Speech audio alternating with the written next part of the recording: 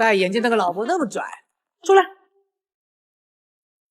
哎，我不是叫你呀，老伯啊，我是叫那个小鬼，小鬼，我忍你很久了，出来！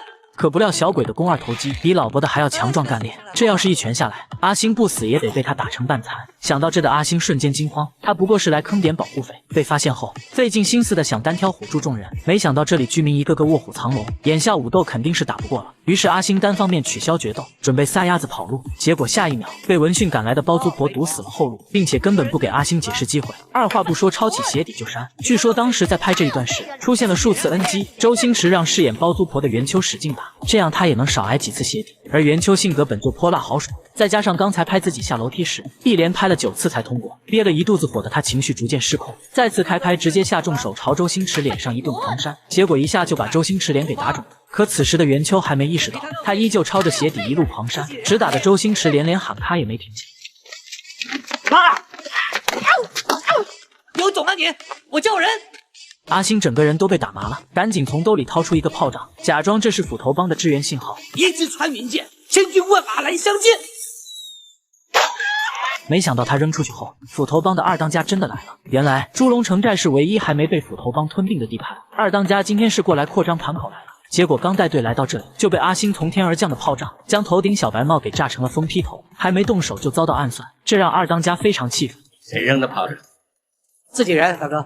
不仅如此，阿星还变被动为主动，将一切事情都推得干干净净。二当家本就是来收地盘的，这一下刚好有了借口，于是索性直接朝着众居民逼近。随着天空中乌云笼罩在每个人的身上，预示最后一方净土会马上不复存在。而见此一幕的包租婆立即以180码的速度一脚油门到底跑回了自己房间，并且还不忘盖上被子，掩饰内心那颗惊慌失措的心。可酱爆这个二愣子却扬言根本没把斧头帮放在眼里，这种作死话语瞬间点燃了二当家的怒火，果断摸向腰间斧头，准备给酱爆来个没有后悔的教训。不料就在他出手的瞬间，一阵天旋地转，众人只听见哐当一声，再看酱爆安然无恙的立在原地，二当家则倒栽葱进了一个油桶里面。事情发生的太突然以及速度太快，以至于这些年过去究竟是谁出的手，影迷们心中都存有争议。而从镜头中站位分析不难看出，二当家没出事前，苦力强站在酱爆的身后，当二当家浑身散架被暗算后，苦力强的人影已经消失不见，所以出手的人基本上可以断定是苦力强。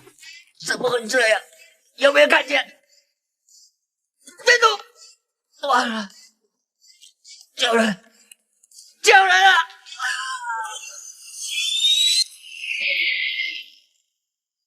收到消息后，琛哥立即带大批斧头帮成员赶到，开始动用武力逼问刚才是谁动的手。在绝对的实力面前，猪龙城寨的居民大气都不敢喘一个。龅牙真还没明白怎么回事，就被揪住头发踩在了地上。本就在地上躺尸的包租公更是将泥土往头上堆了堆，生怕这场无妄之灾会烧到自己身上。而琛哥眼看二当家口吐白沫，呼吸微弱，俨然马上就要魂归地府，当即命人拉出一对姐弟，在两人全身浇满汽油后，丢出打火机逼迫他们出手。这一招果然奏效，苦力强接住打火机承认了所有。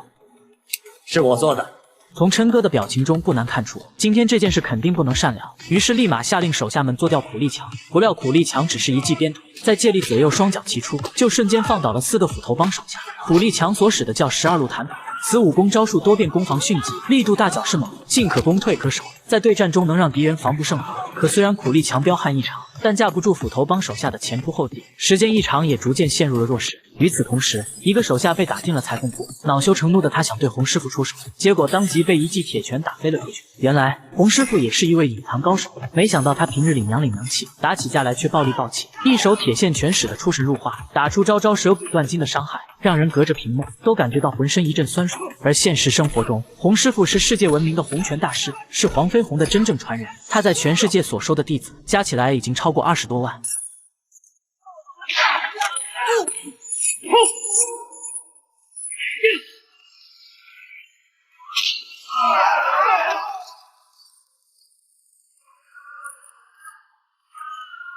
见斧头帮想用热武器偷袭，卖胡辣汤的阿鬼终于坐不住，一记飞棍砸掉武器后，手持擀面杖加入了战斗。阿鬼的扮演者名叫董志华，他10岁学习京剧，是中国京剧院的资深武生，出手敏捷，动作潇洒，一手五郎八卦棍被他使得虎虎生风。如此一来，3位高手形成了攻防之势，很快便将斧头帮给打得狼狈而逃。事后，包租婆担心遭到斧头帮的报复，便恶言恶语赶洪师傅3人马上离开。